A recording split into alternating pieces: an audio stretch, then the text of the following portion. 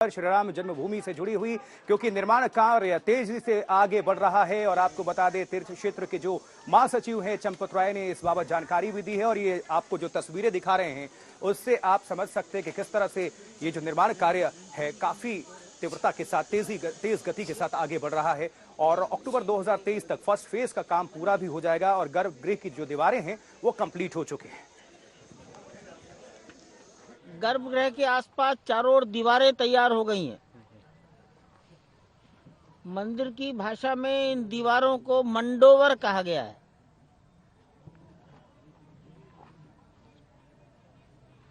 ये दीवार भी पत्थरों की ऊंचाई के अनुसार एक साथ ऊपर चल रही हैं।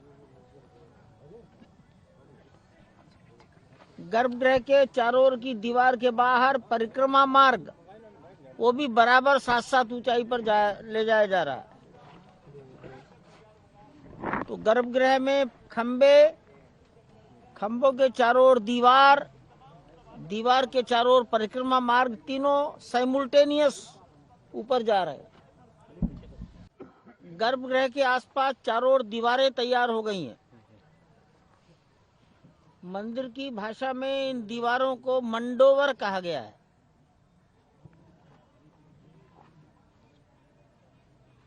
ये दीवार भी पत्थरों की ऊंचाई के अनुसार एक साथ ऊपर चल रही हैं। गर्भगृह के चारों ओर की दीवार के बाहर परिक्रमा मार्ग वो भी बराबर साथ साथ ऊंचाई पर ले जाया जा रहा है। तो गर्भगृह में खंभों के चारों ओर दीवार के चारों ओर परिक्रमा मार्ग तीनों साइमुल्टेनियस ऊपर जा रहे हैं।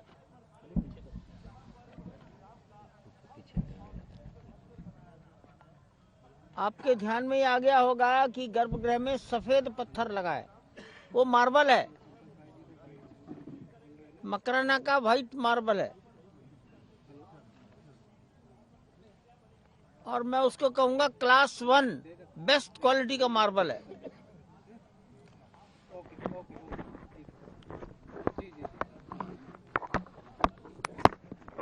गर्भगृह की दीवार भी मार्बल की होंगी, खंबे भी मार्बल के होंगे और फर्श भी मार्बल का ही होगा।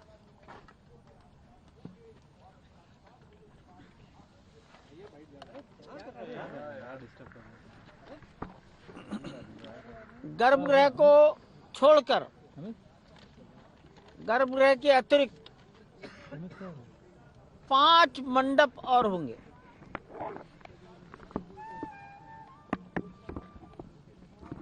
तीन मंडप प्रवेश द्वार से गर्भगृह की ओर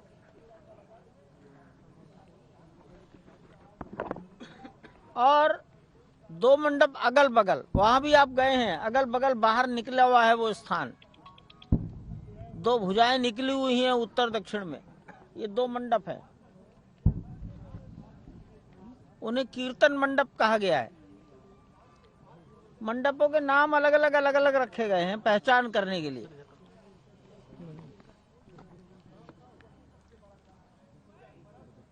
तो ग्राउंड फ्लोर तक का ही विचार हो अगर, तो काम में बहुत संतोषजनक प्रगति है। हमारे कारीगर तो सही जी, जिस तरह से निर्माण कार्य तेजी के साथ आगे बढ़ रहा है, वैसे करोड़ों और वो भक्तों के लिए ये जल्दी से खुशखबरी मिल जाएगी सामने। बिल्कुल आशुतोष, आप देख कह रहे हैं और हमारी साथी चित्रा त्रिपाठी ने पूरा जायजा निर्माण कार्यों का लिया है। सिर्फ 1 साल का और इंतजार, जब भव्य राम मंदिर बनकर हो जाएगा अयोध्या में तैयार। राम जन्मभूमि में इस वक्त उसी प्रांगण में मेरी मौजूदगी है, जहां पर मेरे पीछे आप देखेंगे श्री राम का ये भव्य राम मंदिर तैयार किया जा रहा है। देश के अलग अलग हिस्सों से, खासतौर से राजस्थान से यहाँ पर पत्थर मंगाए गए हैं। बेहद खूबसूरत डिजाइन उस पर उकेरे जा रहे हैं। और उन पत्थरों पर आपको ये भी बताते चलें कि अलग अलग भाव भंगिमाओं में न सिर्फ देवी देवताओं की मूर्तियां होंगी, बल्कि नृत्य करती हुई नृत्यांगनाएं भी आपको नजर आएंगी।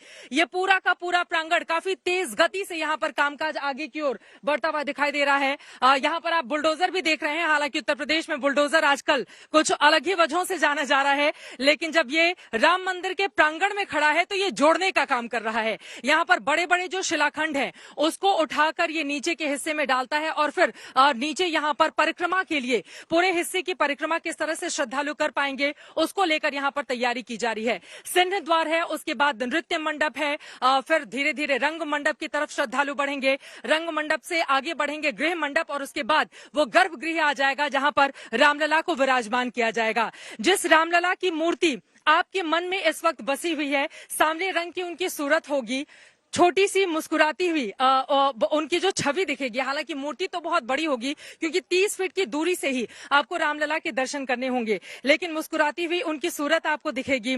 इसके साथ ही पूरी तैयारी इस बात को लेकर भी की जा रही है कि कम से कम 1.5 लाख श्रद्धालु एक दिन में आकर यहाँ पर प्रभु राम के दर्शन कर सकें। जो गर्भगृह बनाया जा रहा है, गर्भगृह में सिर्फ रामलला को विराजमान रखा जाएगा, जबकि उनके जो भाई हैं तीनों, शत्रुघ्न, राम लक्ष्मण भरत शत्रुघ्न, राम जी की मूर्ति तो एक जगह होगी, लेकिन बाकी तीनों भाइयों को अलग अलग हिस्सों में रखा जाएगा। और इसी के साथ ऊपर की तरफ एक तरफ गर्भगृह होगा, जब ऊपर के हिस्से में हम जाएंगे वहां पर राम दरबार बनाया जा रहा है और नाम से ही स्पष्ट है, राम दरबार में श्री राम राजा के रूप में विराजमान होंगे, वहां पर मां सीता भी होंगी, वहां पर बाकी राम दरबार में तमाम लोग आपको अयोध्यावासी भी पत्थरों में उकरे हुए दिखाई देंगे।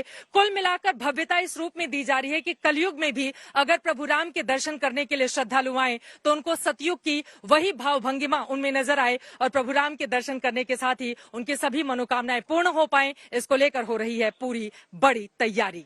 राम जन्मभूमि से हिमांशु शर्मा के साथ चित्रा त्रिपाठी, आज तक।